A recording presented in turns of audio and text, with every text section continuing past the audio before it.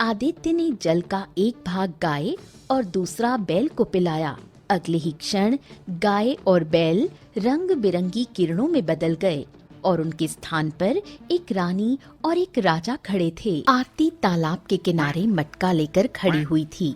जैसे ही उसने मटका पानी में डाला, तभी पीछे से खड़ी गांव की एक औरत ने उसे धक्का दे दिया। मटका टूट गया। कितनी बार कहा है तुझसे, जब तक हम गांव की औरतें पानी न भर लें, तब तक तू तालाब में हाथ मत डाला कर। शादी को 20 साल हो गए, लेकिन तू आज तक अपने पति को एक बच्चा नहीं दे सकी। ये सुनकर आरती की आंखों में आंसू आ गए। इसमें मेरी क्या गलती है? कौन सी स्त्री संतान का सुख नहीं चाहती? गलती सब तेरी ही है। तू बांझ है, इसलिए तो गांव में किसी भी समारोह में तुझे और तेरे पति को नहीं बुलाया जाता। कोई भी तेरे जैसे मनहूस चेहरे को नहीं देखना चाहता। तेरी काली छाया से सब डरते हैं।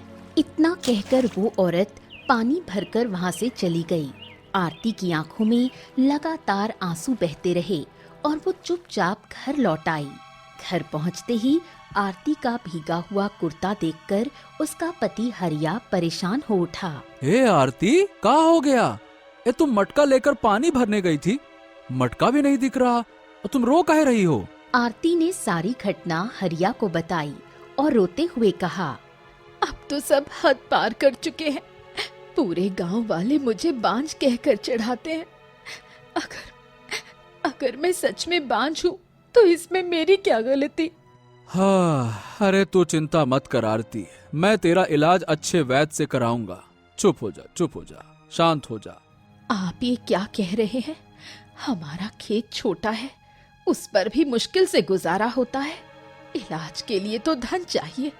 अरे तू चिंता ना कर, ये काम मेरा है और मैं कहीं से भी पैसे का इंतजाम करूंगा, बस। अगले दिन हरिया गांव के साहूकार के पास गया। साहूकार जी प्रणाम। साहूकार जी, हमको थोड़ा कर्ज की जरूरत है। हैं, कर्ज? और तुझे? अरे भैया, जिनकी जमीन उपजाऊ होती है वही कर्ज लेते हैं। अब तू तो बंजर जमीन पर पसीने बहाता है, उसमें भी मुश्किल से 2 दाने उगते हैं। हाँ, कर्ज मांगने चला आया। साहूकार जी, बात यह है कि मेरी शादी को 20 साल हो गए हैं, पर अभी तक कोई संतान नहीं हुई है। मेरी पत्नी को पूरा गांव बांझ कहता है। मैं उसका इलाज करवाना चाहता हूँ। मैं कर्ज और ब्याज दोनों चुका दूंगा, मानिए मेरी बात। देखो भैया, कर्ज देने में मुझको कोई आपत्ति नहीं है, पर तू मेरा ब्याज जानता है कि नहीं जानता है, बता। मुझ पर भरोसा कीजिए साहूकार जी, थोड़ा सा भरोसा कीजिए, बात मानिए मेरी। साहूकार मुस्कुराया और कुछ सोचकर हरिया को कर्ज दे दिया। हरिया अपनी पत्नी आरती को वैद्य के पास ले गया। देखो हरिया, वैसे तो तेरी पत्नी में बांझपन के लक्षण है, लेकिन कोई बात नहीं, मैं कुछ जड़ी बूटियां दूंगा। अगर इसके बाद भी कुछ नहीं हुआ तो ये कभी मां नहीं बन सकेगी। मुझे भगवान पर भरोसा है वैद्य जी, आप बस इलाज शुरू कीजिए, जो देना है जड़ी बूटी दीजिए। वैद्य ने इलाज शुरू कर दिया, लेकिन महीनों गुजर गए, परिणाम नहीं निकला। हरिया का पूरा धन खत्म हो गया। हाँ, मैंने हर तरह की जड़ी बूटी आजमा ली, कोई लाभ नहीं हुआ। दुख के साथ कहना पड़ रहा है हरिया कि तुम्हारी पत्नी कभी मां नहीं बन सकती। हरिया और आरती टूट चुके थे। लगता है मेरे भाग्य में संतान का सुख कभी लिखा ही नहीं। सारा जीवन गांव के ताने सुनते हुए ही बीतेगा। शांत हो जा, चिंता ना कर आरती, भगवान से कभी उम्मीद नहीं खोना चाहिए। शांत हो जा, चुप हो जा। हरिया अपनी बंजर जमीन पर हल चला रहा था, तभी साहूकार वहां पहुंच गया। अरे ओ हरिया, भैया तुम्हारे कर्ज की मियाद खत्म हो चुकी है। साहूकार जी, अभी तो वक्त बाकी है। अरे ये पकड़ो कागज, मैं और इंतजार नहीं कर सकता। इसमें देखो कितना ब्याज लग चुका है। हाँ? हरिया ने कागज पढ़ा और घबरा गया। हाँ, इतना ब्याज? अरे साहूकार जी, इतना ब्याज तो मैं कभी नहीं चुका सकूंगा। इसीलिए तो कहता हूँ ये बंजर जमीन मुझको दे दो और यहाँ से रफा दफा हो जाओ भैया। हाँ, अरे ऐसा अत्याचार ना करो साहूकार जी, ये तो गलत है, ऐसा ना करो। ओ, ऐसा ना करूं तो ठीक है, प्यार से समझा देता हूँ। देखो, चुपचाप यहाँ से निकल जाओ, वरना धक्के मार कर निकालूंगा, समझ गया? हालत खराब कर दूंगा मैं। साहूकार कहते हैं मुझको गांव का। हरिया रोते हुए घर लौटा और आरती को सब बता दिया। अगर हमारी भी संतान होती तो वो आज तुम्हारे साथ खड़ी होती। साहूकार को हिम्मत नहीं होती ऐसा करने की। जानता हूँ आरती, लेकिन जो भी हो, पेट तो भरना ही है ना। उस रात हरिया और आरती चुपचाप रोते रहे। अगले दिन हरिया गांव के मुखिया के पास पहुंचा और उसे पूरी घटना बताई। मुखिया जी, मेरी सारी जमीन चली गई, अब मेरे पास कोई सहारा नहीं बचा। कृपया करके मुझे अपना खेत दे दीजिए, वही मैं काम कर लूंगा, कुछ तो काम दे दीजिए। अरे ओ हरिया, तू बिल्कुल मूर्ख है, मूर्ख। अरे जब सारा गांव जानता है कि तेरी पत्नी बांझ है, फिर तुझे क्या जरूरत थी साहूकार से कर्ज लेकर उसकी दवा करवाने की? अरे तूने अपनी बंजर जमीन भी गवा दी, अब क्या बचा तेरे पास? अरे वो जमीन जैसे भी थी, पर इतना तो अनाज देती थी कि तू और तेरी पत्नी भूखा ना मरते। देख, ये छोटा सा गांव है और मेरे खेत में कोई जगह नहीं है कि मैं तुझको काम दे दूं। ना भैया, मैं नहीं दे सकता। बेवकूफ कहीं का। हरिया चुपचाप वहां से लौट आया। वो पूरे गांव में काम मांगता रहा, पर किसी ने भी उसे काम नहीं दिया। सबने उसे अपमानित करके भगा दिया। थक हार कर हरिया अपने घर लौटा। उसकी आंखों में आंसू थे। मुझे किसी ने काम नहीं दिया, सबने अपमानित किया। समझ नहीं आ रहा कि अब मैं क्या करूं, क्या करूं।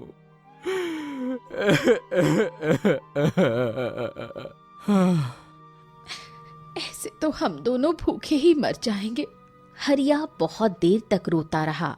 फिर अचानक उसके मन में विचार आया। घबराओ नहीं आरती, कल से मैं जंगल में लकड़ियां काटने जाऊंगा और उन्हें दूसरे गांव में बेचूंगा। इतनी आमदनी तो हो ही जाएगी कि हम भूखे ना मरें। आरती ने चुपचाप सिर हिला दिया। उसके चेहरे पर थोड़ी शांति आ गई। अगले दिन हरिया कुल्हाड़ी लेकर जंगल चला गया और पेड़ों की सूखी टहनियां काटने लगा। तभी उसके कानों में एक गाय के रंभाने की आवाज सुनाई दी। हरिया ने पीछे देखा तो एक झाड़ी में एक गाय बैठी थी। वो घायल थी और कराह रही थी। हे भगवान, ये गाय तो बुरी तरह से घायल है।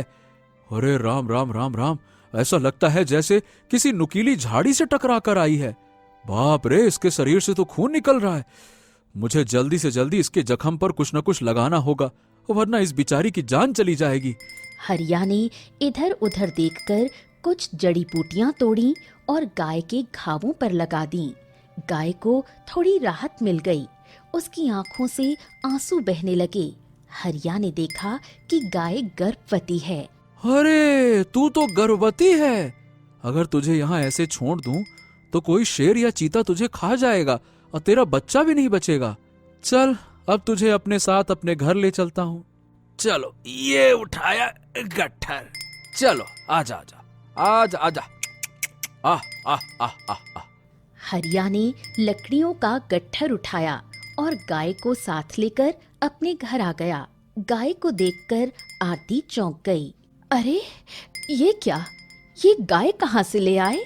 अरे आरती, ये गाय घायल थी और गर्भवती थी बेचारी। इसे जंगल में छोड़ देता तो मारी जाती, फिर इसका बच्चा भी है ना। आप बिल्कुल सही कह रहे हैं। अच्छा हुआ आप इसे घर ले आए।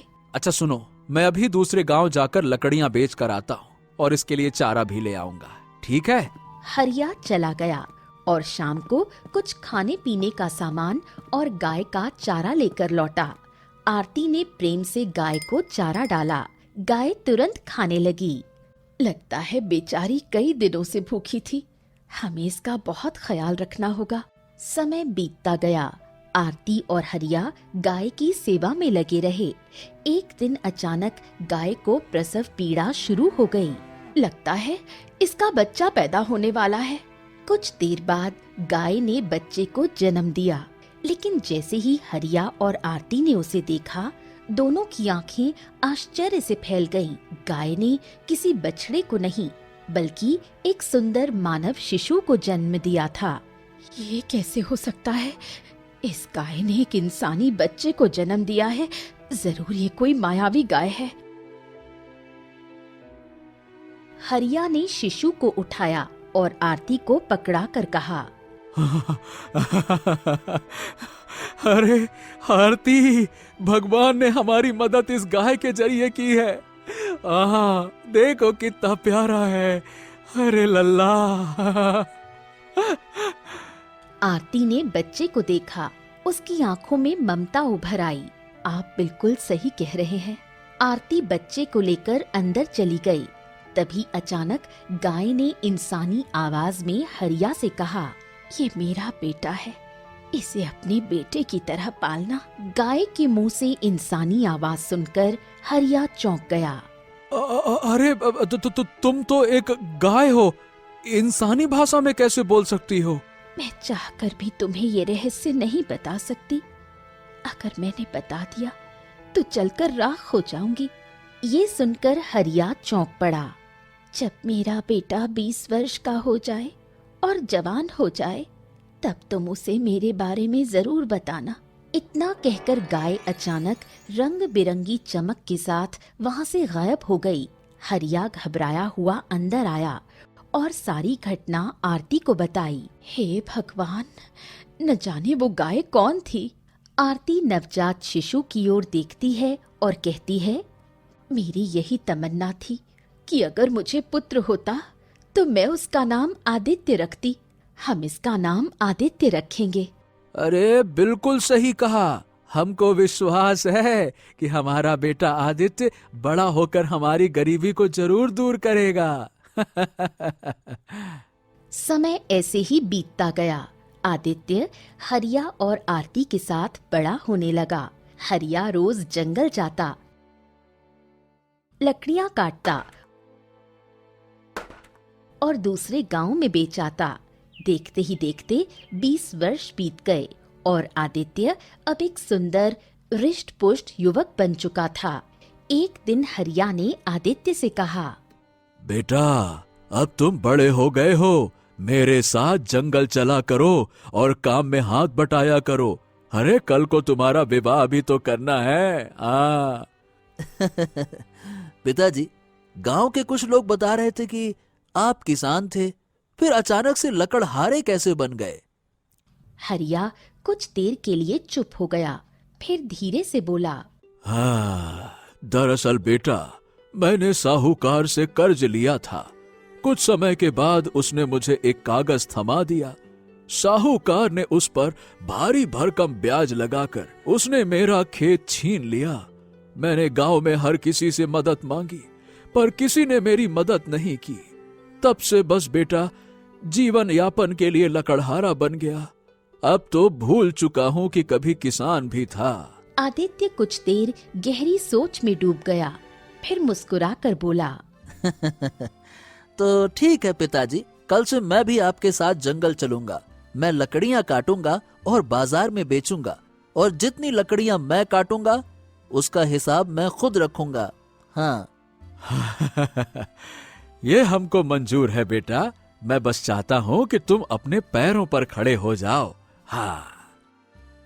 अगले दिन से हरिया और आदित्य दोनों जंगल जाने लगे।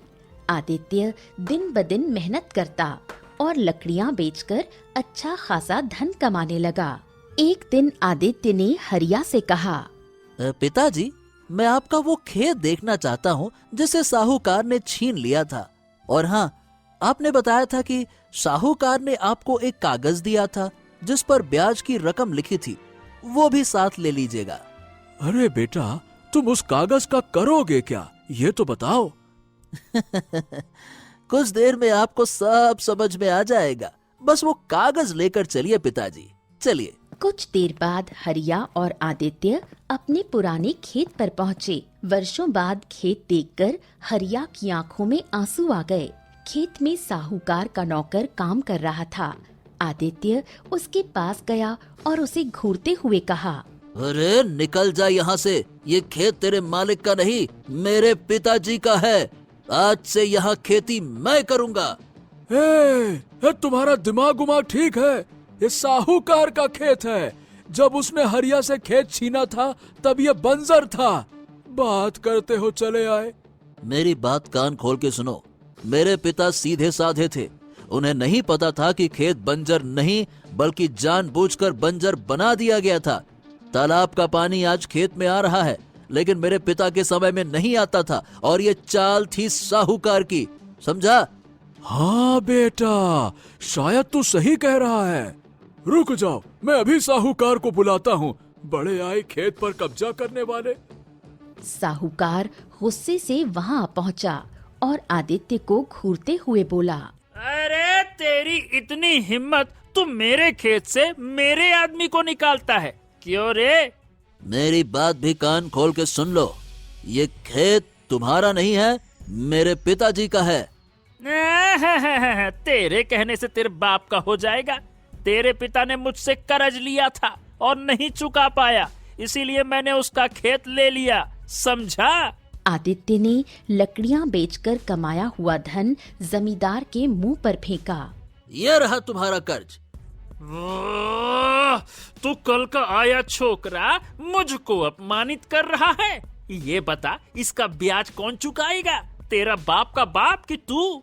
ब्याज? अरे तुमने 20 साल तक मेरे पिता के खेत पर कब्जा किया, यही ब्याज है। तुमने भारी ब्याज लगाकर खेत छीना, सिर्फ इसलिए क्योंकि उनके पास संतान नहीं थी। अब उनका बेटा उनके साथ खड़ा है और मैं तुमसे नहीं डरता। साहूकार कुछ कहने ही वाला था कि आदित्य ने चेतावनी दी। अगर तुमने ज्यादा चालाकी की तो ये मामला राजमहल तक लेकर जाऊंगा और सबको बताऊंगा कि किस तरह तुमने तालाब का पानी रोककर खेत को बंजर बना दिया और मेरे पिता को अंधेरे में रखकर लूटते रहे। आदित्य के दृढ़ स्वर सुनकर साहूकार थोड़ा डर गया, लेकिन अपने अपमान से वो भीतर ही भीतर जल उठा। बेटा? अरे किसका बेटा? कैसा बेटा? सारा गांव जानता है कि हरिया की पत्नी एक बांझ है, बांझ। जैसा उसका खेत बंजर, वैसी उसकी बीवी बंजर। अरे तुझे हरिया ने ये तो बता दिया होगा कि उसने मुझसे कर्ज लिया था, पर शायद ये नहीं बताया कि किस बात के लिए लिया था। दरअसल इसने वो कर्ज अपनी बांझ पत्नी का इलाज कराने के लिए लिया था। हरिया की पत्नी कभी माँ नहीं बन सकती थी, और जब वो माँ नहीं बन सकती तो तू उसका बेटा कैसे हो सकता है? हाँ? या तो हरिया तुझे कहीं से चुरा कर लाया होगा, या फिर तुझे किसी ने जन्म देकर नाली में फेंक दिया होगा और हरिया ने तुझे उठा लिया होगा। बड़ा आया। अबे तू हरिया का बेटा बेटा नहीं है, तू किसी का पाप है, पाप, जो हरिया के घर में पल रहा है। इतना कहकर साहूकार क्रोधित होकर वहां से चला गया, लेकिन उसके शब्द आदित्य पर बिजली बनकर गिरे। आदित्य कुछ नहीं बोला और चुपचाप अपने पिता के साथ लौट गया। अगले दिन आदित्य बहुत शांत था। क्या हुआ बेटा, तुम इतने खामोश क्यों हो? पिताजी, साहूकार ने जो कहा क्या वो सच है? क्या माँ सच में कभी माँ नहीं बन सकती थी? कृपया करके मुझे सच्चाई तो बताइए। हरिया आदित्य को निहारता रह गया। आरती की आंखों से आंसू बह निकले। हाँ बेटा, साहूकार की बातों में मत आओ। उसने तुझे अपमानित किया क्योंकि तूने उसका घमंड तोड़ा, परंतु सत्य ये नहीं है जो उसने कहा। हम तुझे कहीं से चुरा कर, कहीं से उठा कर नहीं लाए, और ना ही तुझे किसी ने नाली में फेंका। ना बेटा, तू किसी का पाप नहीं है। क्या? अब वक्त आ गया है कि हम तुझे सब कुछ सच सच बताएं। तो सुन बेटा, बात ऐसी है कि एक दिन हरिया ने गाय से आदित्य के जन्म की पूरी घटना बता दी। क्या? ये आप क्या कह रहे हैं? मुझे एक गाय ने जन्म दिया। मेरी माँ एक गाय है। हाँ बेटा, गाय ने ही तुमको जन्म दिया और जाते जाते कहा था कि जब तुम 20 बरस के हो जाओगे तब तुम्हें सारी सच्चाई बताना।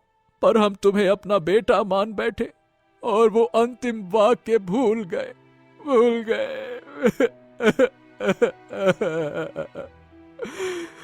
हरिया फूट फूट कर रोने लगा। बेटा, अब तू हमें छोड़कर चला जाएगा। हम फिर से संतानहीन रह जाएंगे। बेटा मत जाना। पिताजी, देखिए, आप मेरे पिता हैं और हमेशा रहेंगे, और मेरी माँ की जगह भी कोई नहीं ले सकता। लेकिन अब मैं अपनी जन्मदात्री माँ की तलाश करना चाहता हूँ। मैं जानना चाहता हूँ कि एक गाय इंसान को कैसे जन्म दे सकती है। लेकिन बेटा, कैसे? पता नहीं माँ, लेकिन जब तक सच सामने ना आ जाए मैं घर वापस नहीं लौटूंगा। आदित्य उस स्थान पर पहुंचा जहां वर्षों पहले हरिया को वो गाय मिली थी। वो पागलों की तरह गाय को ढूंढने लगा, लेकिन कहीं कोई निशान नहीं मिला। थक हार कर आदित्य एक तालाब के किनारे बैठ गया। हाँ, यहाँ का तो एक एक कोना छान मारा, पर गाय का कोई निशान नहीं मिला। तभी एक रहस्यमयी आवाज आई। कौन हो तुम? आदित्य ने पीछे पलटकर देखा। एक साधु रहस्यमयी दृष्टि से उसे देख रहा था। कौन हो पुत्र, और इस घने जंगल में क्यों आए हो? प्रणाम साधु महाराज, मेरा नाम आदित्य है। मैं अपनी माँ की तलाश में आया हूँ। तुम्हारी माँ, क्या वो जंगल में भटक गई हैं? आदित्य कुछ पल चुप रहा, फिर पूरी बात साधु को बता दी। गाय द्वारा जन्म देना, 20 वर्ष का वचन और अपने अस्तित्व की खोज। साधु की आंखों में एक विचित्र चमक आ गई। ओह, तो आखिरकार उस माँ को अपनी तपस्या का फल मिल ही गया। तुम आ ही गए। आपका मतलब क्या है? क्या आप मेरी माँ को जानते हैं? हाँ, जानता हूँ। तुम्हारी माँ इस समय कहाँ है ये भी जानता हूँ, परंतु वहां जाने से पहले तुम्हें एक अग्नि परीक्षा से गुजरना होगा। कौन सी अग्नि परीक्षा? तुम्हें लाल तालाब जाना होगा, वही तुम्हारी सच्चाई का प्रवेश द्वार है। लाल तालाब? वो तो एक जादुई जगह मानी जाती है। सुना है कि वहां जो भी जाता है वो लौट कर नहीं आता। इसीलिए तो कहा ये अग्नि परीक्षा है। इतना बोलकर साधु चुप हो गया और कुछ देर बाद साधु रहस्यमयी अंदाज में गंभीर अवस्था में आदित्य से बोला। दरअसल उस तालाब के भीतर एक राक्षस का वास है। जब भी कोई लाल तालाब के पास जाकर उसका जल लेने की कोशिश करता है तो वो राक्षस बाहर निकल आता है और उस पर भयंकर प्रहार करता है। अगर मनुष्य डर गया तो वो राक्षस उसे मारकर तालाब के भीतर फेंक देता है, लेकिन अगर वो नहीं डरा तो वो राक्षस उसका कुछ नहीं बिगाड़ सकता और वहीं से राक्षस का अंत शुरू हो जाएगा। ओह, तो इसका मतलब अब तक कोई भी उस राक्षस से नहीं जीत पाया। क्योंकि राक्षस की भयानक शक्ल देखकर बड़े बड़े वीरों और सूरमाओं के भी पसीने छूट जाते हैं। अगर तुम्हें अपनी मां की तलाश पूरी करनी है तो सबसे पहले तुझे लाल तालाब से जल लाना होगा। लेकिन उस जल से मेरी मां का क्या संबंध है, ये मैं समझा नहीं। वो सब रहस्य तुझे बाद में बताऊंगा। पहले तू तालाब से जल ला, पर ध्यान रखना, जैसे ही तू जल भरेगा राक्षस प्रकट हो जाएगा। अगर तेरे मन में जरा सा भी डर हुआ तो तू कभी वापस नहीं लौट पाएगा। आदित्य कुछ देर गहरी सोच में डूब गया। फिर उसने सिर उठाकर दृढ़ स्वर में कहा, ठीक है। अगर मेरी माँ की तलाश का रास्ता इसी से होकर जाता है तो मैं उस राक्षस से नहीं डरूंगा। कुछ देर की तलाश के बाद आदित्य को जंगल के बीचों बीच एक तालाब नजर आया। उसका पानी खून की तरह लाल था। आदित्य साहस के साथ तालाब के किनारे गया। उसने कमंडल निकाला और जैसे ही उसमें पानी भरने लगा,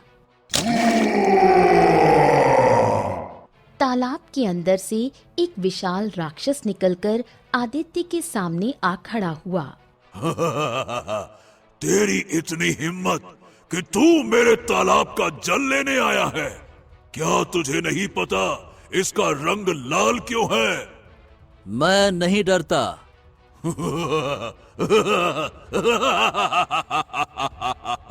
क्योंकि मैंने यहाँ सैकड़ों मनुष्यों को मारा है। उनके रक्त से ही ये तालाब लाल हो गया। अब तेरी बारी है। राक्षस गुस्से से कांप उठा और भरपूर प्रहार किया, पर आदित्य टस से मस नहीं हुआ। उसके चेहरे पर न कोई डर था न घबराहट। राक्षस दोबारा झपटा, लेकिन तभी उसकी देह जलने लगी और कुछ ही पलों में वो जलकर राख हो गया। अगले ही पल रंग बिरंगी किरणों से साधु प्रकट हो गया। तुमने लाल तालाब का जल हासिल कर लिया और ये कोई मामूली जल नहीं है। इससे किसी भी काले जादू या श्राप को तोड़ा जा सकता है। चलो अब तुम्हें सच्चाई से मिलवाता हूँ। साधु आदित्य को जंगल के एक गहरे कोने में ले गया। वहाँ एक बेहद कमजोर गाय एक बैल के साथ बैठी थी। यही तुम्हारी माँ है और यही तुम्हारे पिता। क्या? साधु ने आदित्य को लाल तालाब का जल गाय और बैल को पिलाने को कहा। आदित्य ने जल का एक भाग गाय और दूसरा बैल को पिलाया। अगले ही क्षण गाय और बैल रंग बिरंगी किरणों में बदल गए और उनके स्थान पर एक रानी और एक राजा खड़े थे। यही है रानी रुक्मणी और राजा विक्रम, तुम्हारे सच्चे माता पिता। हमें काले जादू से मुक्ति मिल गई, और वो भी हमारी अपनी संतान के हाथों। इसका मतलब तू ही हमारा बेटा है। मैंने ही तुझे गाय के रूप में जन्म दिया था। आदित्य की आंखों से भी आंसू बह निकले। उसने रानी को देखा, फिर राजा विक्रम की ओर मुड़ा। पिताजी, ये सब क्या है? आप दोनों गाय और बैल कैसे बन गए? ये सब कुछ हुआ हमारे मंत्री जगन्नाथ की वजह से। मंत्री? हाँ, उसने हमें शिकार के बहाने जंगल में बुलाया और फिर एक जादुई फल देकर हम दोनों को गाय और बैल बना दिया। वो बोला, अब तुम दोनों हमेशा इसी जंगल में भटकते रहोगे और मैं राज्य पर शासन करूंगा। उस समय रानी रुक्मणी गर्भवती थी। हम जंगल में भटकते रहे और कुछ समय के बाद हमें ये साधु मिले। रुक्मणी ने रो धोकर साधु को सब कुछ बताया। तब साधु ने कहा, तुम्हारे गर्भ में पल रहा बच्चा मनुष्य ही रहेगा और वही तुम्हें इस श्राप से मुक्त करेगा। हम गाय और बैल के रूप में तुम्हारी परवरिश तो कर नहीं सकते थे, तो साधु महाराज ने कुछ समय के लिए शक्ति दी और शक्ति के बल पर इसीलिए हम जंगल से दूर एक गांव की सीमा के निकट चले गए और वहां पर मुझे एक गरीब लकड़हारा मिला। तब तुम्हारी माँ ने उसी के घर में तुम्हें जन्म दिया और वहां से गायब हो गई। उस दिन से हम इंतजार कर रहे थे और आज आखिरकार वो घड़ी आ गई। बेटे, आओ आओ गले लगो। आदित्य ने आगे बढ़कर दोनों को गले लगा लिया। साधु रहस्यमयी स्वर में मुस्कुराते हुए बोला, अब सारे रहस्य खुल चुके हैं राजन। अब आप अपने राज्य को वापस ले लो। मंत्री जगन्नाथ के शासन में प्रजा दुखी है। वो अभी भी अपने सच्चे राजा का इंतजार कर रही है। तुम्हें देखते ही सारे सैनिक तुम्हारे साथ हो जाएंगे। जाओ। राजा विक्रम रानी रुक्मिणी और राजकुमार आदित्य के साथ अपने राज्य लौट गया। राजमहल पहुंचते ही सेनापति की नजर राजा विक्रम पर पड़ी। महाराज, आप? मंत्री जगन्नाथ ने तो कहा था कि आपको और महारानी को शेर खा गया।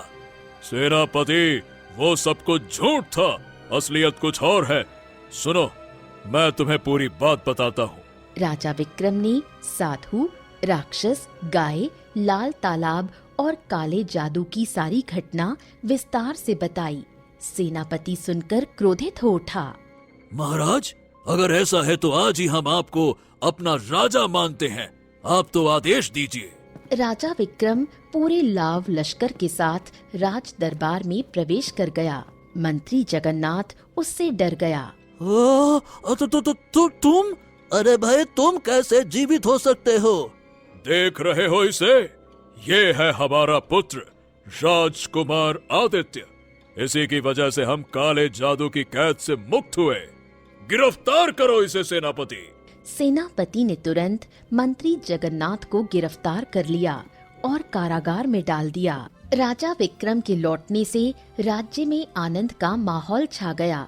मंदिरों में घंटियां बजने लगी। नगरवासी नाचते गाते हुए अपने सच्चे राजा का स्वागत करने लगे। आज से मेरा पुत्र आदित्य इस राज्य का नया राजा होगा। मैं उसका राज्याभिषेक करता हूँ। कुछ समय बाद आदित्य अपने माता पिता राजा विक्रम और रानी रुक्मिणी को लेकर अपने उस गांव पहुंचा जहां उसका बचपन बीता था। हरिया अपने घर के बाहर बैठा था।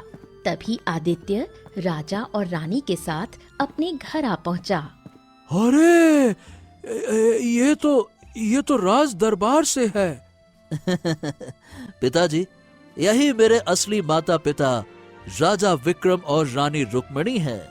इतना बोलकर आदित्य सारी घटना आरती और हरिया को बताने लगा और अपनी माँ की ओर देखकर बोला, लेकिन आप ही मेरी असली माँ हो। आपने ही मुझे पाला। आपकी ममता, आपके आंचल की छाव ने मुझे इंसान बनाया। हरिया, तुमने हमारे बेटे को पाला। हम जीवन भर तुम्हारे ऋणी रहेंगे। मैं आप दोनों को अपने साथ लेने आया हूँ। अब आप राजमहल में मेरे साथ रहेंगे। चलिए। हरिया और आरती की आंखें भर आईं। वर्षों की पीड़ा जैसे पिघलकर मुस्कान में बदल गई। गांव में ये खबर जंगल की आग की तरह फैल गई। साहूकार डरते डरते आदित्य के सामने हाथ जोड़कर आ पहुंचा। राजकुमार, राजकुमार, राजकुमार आदित्य, देखिए, हमको क्षमा कर दीजिए। मैं उस समय अंधा हो गया था, मति मारी गई थी अहंकार में। क्षमा कर दीजिए, क्षमा कर दीजिए, कर दीजिए क्षमा। ठीक है, क्षमा किया, लेकिन अगर अब किसी गरीब पर अन्याय किया तो सीधा कारागार में जाओगे। समझ गए? साहूकार डरते हुए वहां से चला गया। आदित्य खुशी से अपने दोनों माता पिता रानी रुक्मिणी और आरती और अपने दोनों पिता राजा विक्रम और हरिया के साथ राजमहल की छत पर खड़े थे। हाँ, माँ की तलाश तो पूरी हो गई और एक नहीं, मुझे दो माँ मिली। एक ने मुझे जन्म दिया, दूसरे ने मुझे जीवन दिया। आदित्य ने सही कहा था। उसकी माँ की तलाश पूरी हो चुकी थी। तो दोस्तों, कहानी कैसी लगी कमेंट बॉक्स में जरूर बताइए। चैनल को जरूर सब्सक्राइब कीजिए।